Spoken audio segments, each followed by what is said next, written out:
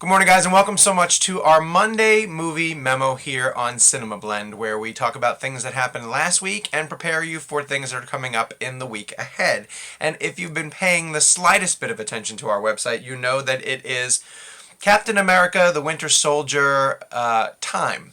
Last week, this week, probably for the next few weeks coming up. When a Marvel movie drops, we at Cinema Blend want to make sure that we cover every single angle and aspect of it because we know that these are the movies that you guys are interested in. The Marvel movies are so huge with our fan base and with our readers, and we know that it's something you guys want to keep discussing. So the interesting part about the Captain America, the Winter Soldier discussion is that now that it's out, and most of us have seen it, if you're watching this, you might want to not move forward with the memo if you have not seen the Winter Soldier yet, because in week 2, after the film is now out, we're able to remove all the barriers and talk openly about the film and how it affects the Marvel Cinematic Universe, and we can get into spoilers. We can talk about specific scenes, we can discuss specific plot points and the way that the narration is trying to drive the Marvel Cinematic Universe forward, and we don't have to tiptoe. Like, now we've all seen it, now we can talk openly. So a lot of the discussion on Cinema Blend this week pertaining to Captain America and pertaining to Marvel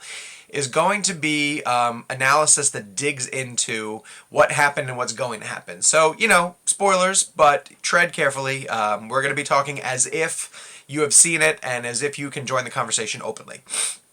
But while we're going to have some amazing pieces on the site starting this morning, in addition to the memo, where we talk about the different ways that the Winter Soldier has affected the existence of the Marvel Cinematic Universe and the future of it, because there are some major things that happen with regards to S.H.I.E.L.D.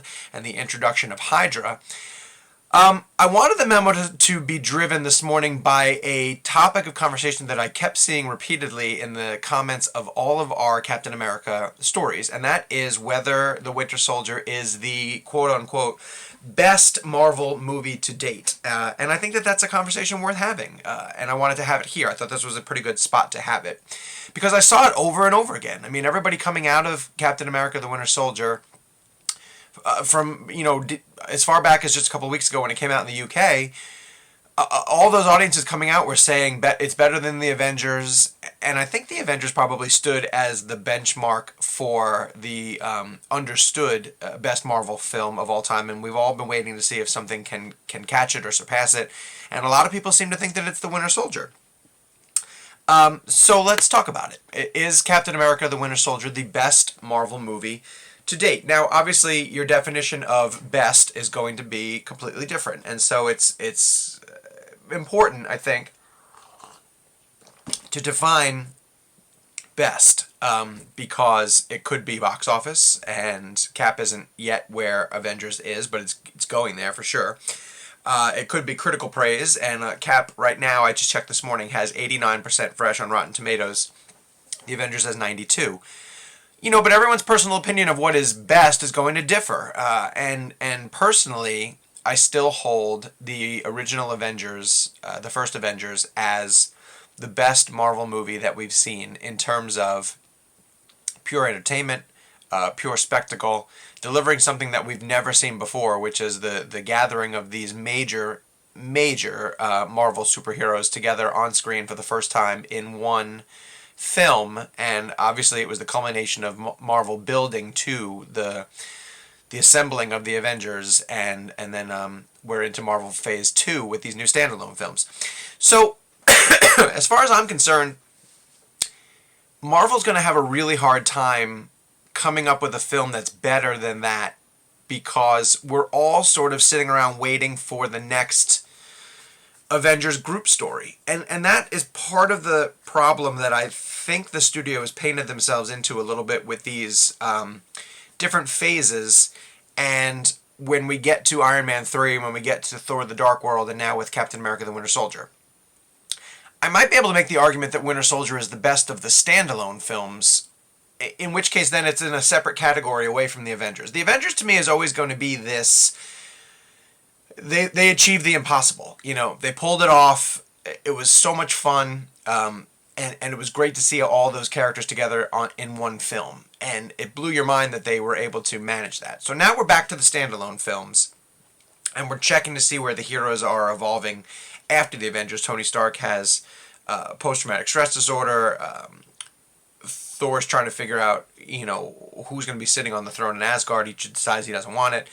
Cap's trying to see where he fits with S.H.I.E.L.D. and where he fits in this modern political culture. These are interesting stories. They're all interesting stories.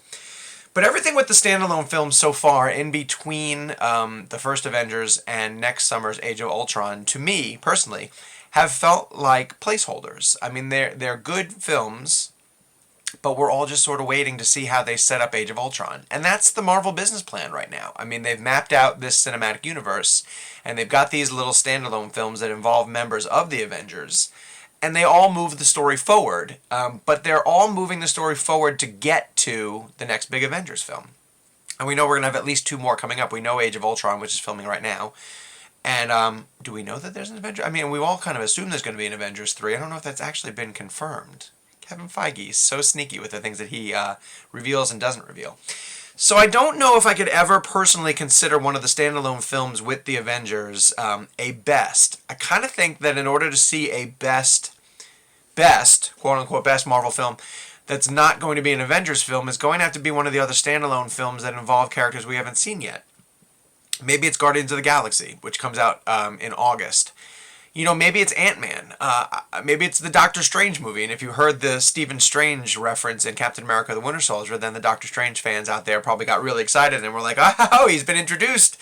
Now the character exists. Now we can start moving forward with his standalone film. But I think in order to sort of surpass the Avengers in terms of originality and creativity, in order to be a best, it's going to have to be something that delivers something we haven't seen before. And Guardians has a chance to do that.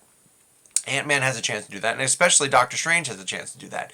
Because until then, these standalone films just feel like they are setting the table for the next Avengers film. And it's going to take Age of Ultron to top the initial Avengers and become what I consider to be the best Marvel superhero movie. Now, you probably feel differently.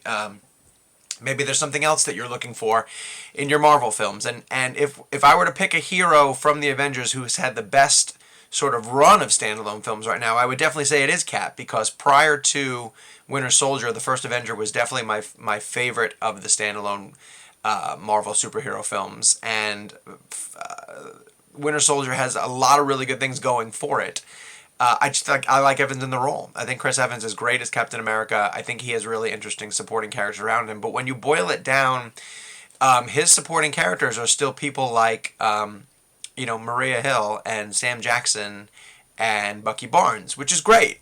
But, when you're comparing it to the Avengers and your supporting characters are the Hulk, Thor, Iron Man, and Cap, there's really no comparison. There just isn't a comparison from my point of view. So the Avengers will always stand, or to date stands, as the best Marvel movie of all time. I can't necessarily agree with people who are coming out saying that The Winter Soldier is the best Marvel movie to date, but your criteria might be different. So weigh in the comment section below. Tell me if The Winter Soldier now stands as the best Marvel movie that you've seen.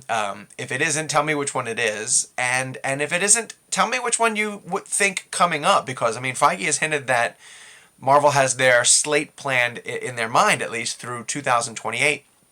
Tell me which one you think might rise up and claim the mantle of best Marvel movie of all time.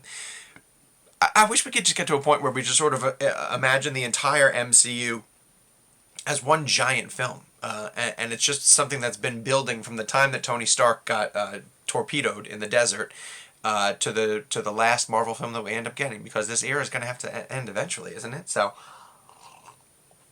a lot of you love Winter Soldier. We're going to have a ton more Winter Soldier content on the site this week. So keep checking back with us. Weigh in the section below. Let me know what you think is the best Marvel movie to date, whether you think it is this one or a totally different one. And thank you so much for checking out Cinema Blend and for watching the Monday movie Memo. Hope you all have a great week.